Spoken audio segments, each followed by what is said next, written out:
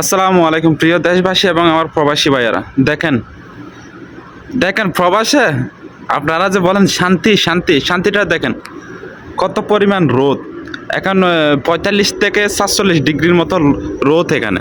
এখানে আপনি হচ্ছে বাইরে গেলে আপনার গায়ের ছাম একদম পুড়ে যাবে। দেখেন শুধু এক জায়গায় না, চারোদিকে এখানে কোনো না পাবেন কোনো গাছ, কোনো বাতাস, কোনো কিছু।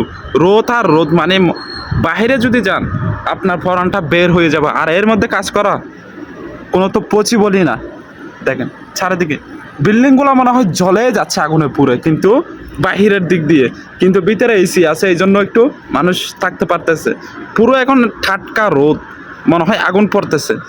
আমি যে এখন এসির ভিতরে আছি, কি আমার গা একদম জলে পুড়ে যাচ্ছে। বাইরের থেকে শুধু একটু আসতেছে যে জানলা খোলা, এই জন্য।